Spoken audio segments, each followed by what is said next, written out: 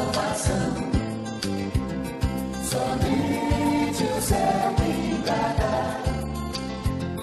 Por isso meu coração se abre para escutar. Irmãos e irmãs, sejam bem-vindos e bem-vindas ao programa O Pão Nosso de Cada Dia. Em nome do Pai, do Filho e do Espírito Santo, a graça de nosso Senhor Jesus Cristo, amor do Pai, a comunhão do Espírito Santo estejam convosco. Bendito seja Deus que nos reuniu no amor de Cristo. Vamos ler e meditar o Evangelho de Marcos, capítulo 7, versículos de 1 a 13. Naquele tempo, os fariseus e alguns mestres da lei vieram de Jerusalém e se reuniram em torno de Jesus. Eles viam que alguns dos seus discípulos comiam pão com as mãos impuras, isto é, sem as terem lavado.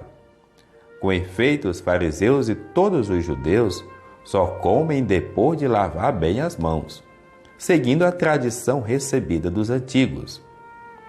Ao voltar da praça, eles não comem sem tomar banho e seguem muitos outros costumes que receberam por tradição.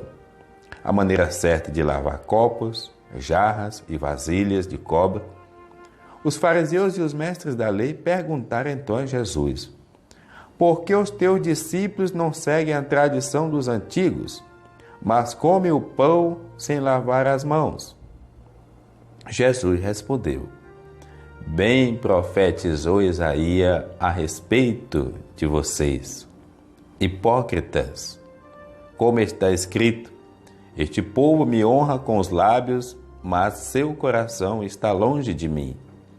De nada adianta o culto que me prestam, pois as doutrinas que ensinam são preceitos humanos.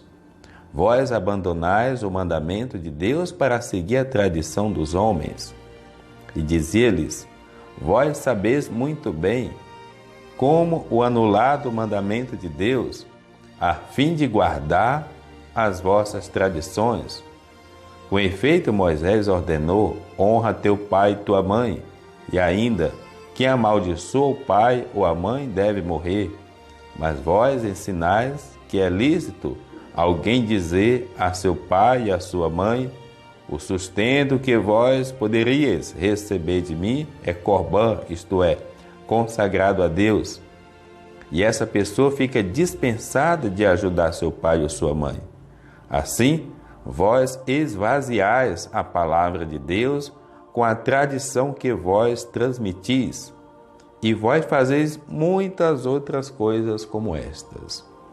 Palavra da salvação. Glória a vós, Senhor. Este é o Evangelho de Jesus.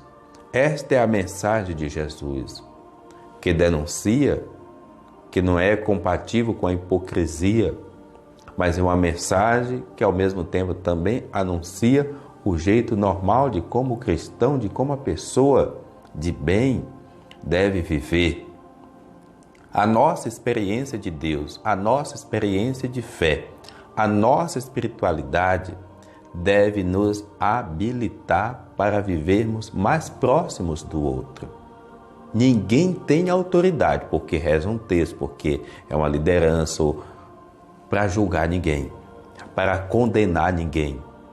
Mas é incrível que quanto maior a experiência de Deus de algumas pessoas, elas começam a falar mal do próximo e termina que de alguma forma o Evangelho deixa de ser uma boa notícia para elas, como também não chega ao coração do outro.